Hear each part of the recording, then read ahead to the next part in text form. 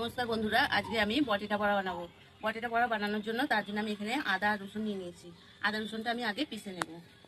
দেখো আদা রসুনটা নিয়েছি, পিষে নেব।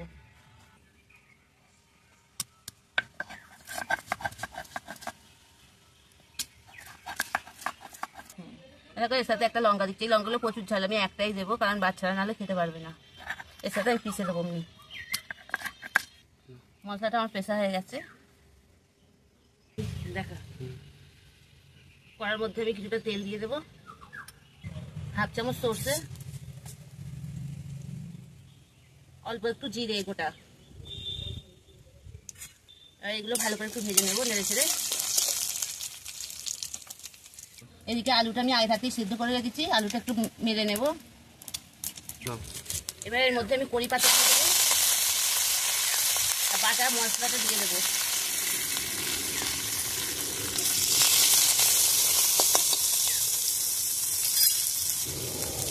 সামান্য একটু চিনি দিয়ে দেবো, লবণ দিয়ে দেবো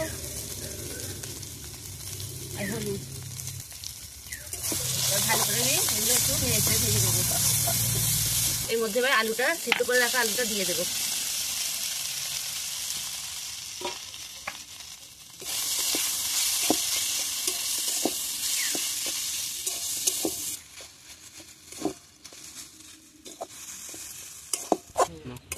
আলুটা আবার হয়ে গেছে, এবার আলুটা চাপে রাখবো।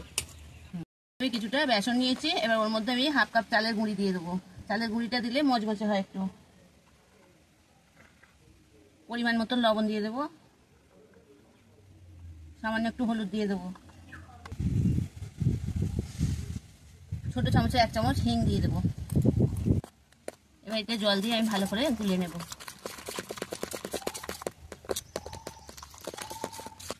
দেখো ব্যাটারটা তৈরি হয়ে গেছে, এর থেকে বেশি পাতলা করবো না, এইরকমই ঠিক একদম। এবার বন্ধুরা এর মধ্যে আমি কিছুটা ধনে পাতা দিয়ে দেবো, দিয়ে এটা ভালো করে আরেকটু মেখে নেবো। এইতেও অনেক হিং দেয়, এইতে তোমরা চাইলে হিং দিতে পারো, কিন্তু আমি ব্যাটারে হিং দিয়েছি বলে আর এইতে দেবো না হিংটা। এটা মাখা হয়ে গেছে, এবার রেডি করবো।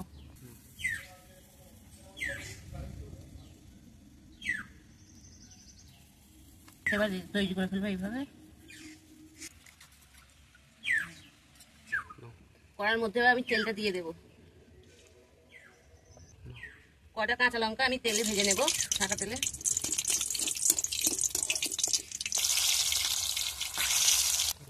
লঙ্কাগুলো এবার তুলে ফেলি, ভাজা হয়ে গেছে। এবার এই বড়াগুলো ভেজে নেব একে একে।